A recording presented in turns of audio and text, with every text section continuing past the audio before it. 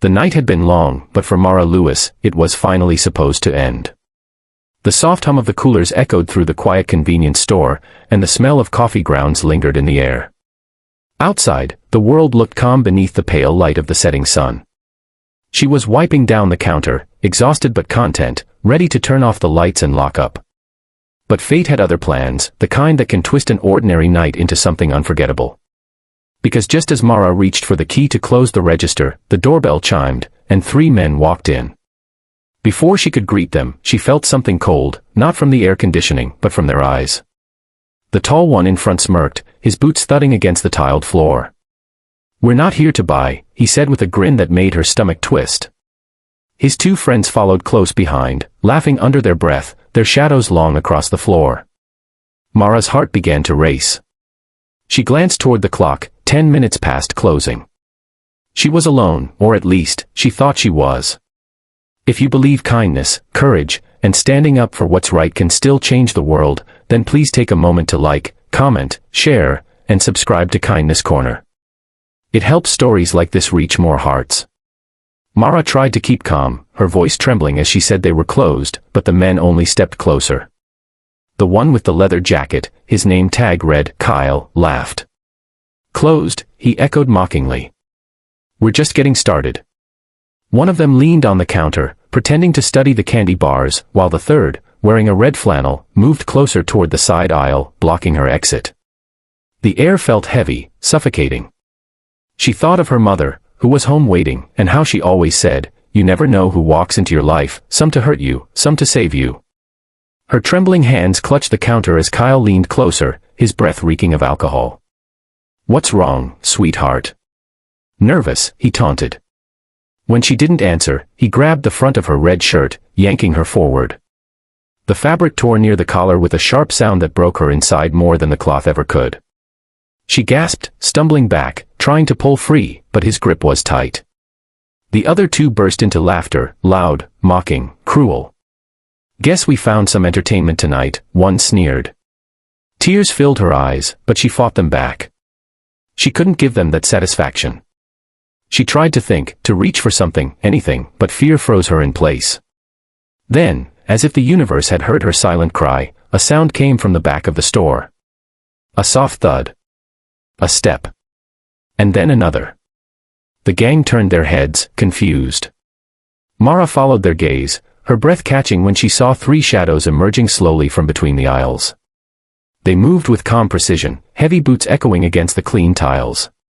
The men who had been laughing just seconds ago fell silent. The leader of the group stepped forward into the light, a tall, rugged man in his late 40s, with a thick salt and pepper beard and tattoos crawling down his arms. His black leather vest bore the unmistakable emblem, Hell's Angels. The patch on his chest read, RL.CHLLS. Behind him walked 2 others, one bald with a long dark beard, the other younger with shoulder-length hair and sunglasses perched on his head. They looked like they had seen enough of the world to recognize trouble when it showed up. Mara stood frozen behind the counter, heart pounding, as the bikers stopped a few steps away. The air between them and the gang was thick with silence. The leader's eyes, cold yet calm, locked on Kyle's hand still gripping her torn shirt. His voice came out low, steady, dangerous. "You might want to let go of that." For a second, Kyle tried to act tough. He chuckled, pretending not to care, but his voice cracked slightly. "What's it to you, old man?" The biker didn't answer. He just stepped forward, one slow, deliberate stride. His presence alone seemed to shift the air. Kyle hesitated, then finally released Mara's shirt, taking a small step back. His smirk faded. His friends went quiet, their confidence shrinking. "You boys had your fun," the biker said, his tone soft yet sharp enough to slice through the tension. "Now you're gonna walk out." Calmly. But thugs don't like being told what to do, especially by men who don't flinch. Kyle spat on the floor.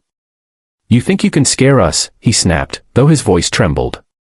That was his mistake. The younger biker behind the leader cracked his knuckles. The bald one tilted his head, smirking faintly as if he'd seen this story before. The leader's eyes never left Kyle's. "No," he said, his tone calm, "I don't think." "I know."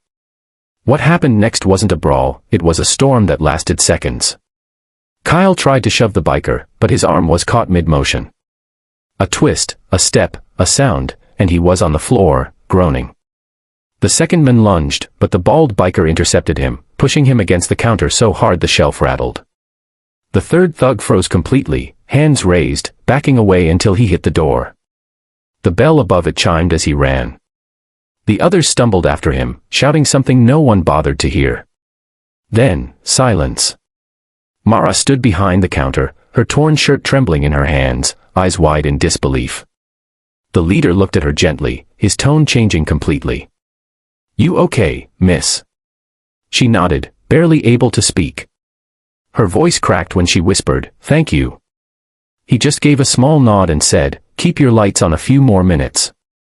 You're never as alone as you think." Then, without another word, the three bikers walked toward the door, their reflections flickering in the glass as they stepped into the sunlight. Mara stood still, feeling her heartbeat slow, tears slipping down her cheeks, not from fear this time, but from relief. She looked out through the window as the motorcycles roared to life, their sound fading into the distance. For the first time in a long while, she felt safe. She realized that heroes don't always wear badges or capes, sometimes, they wear leather vests and carry a quiet kind of kindness that doesn't need to be spoken. If this story touched your heart and reminded you that goodness can come from the most unexpected souls, please take a moment to like, share, and subscribe to Kindness Corner. And before we end, I want you to comment below, what would you have done if you were in Mara's shoes that night? Because sometimes, the bravest thing we can do is believe that kindness still walks among us, even when it comes wearing tattoos, leather, and a heart that refuses to look away when someone needs saving.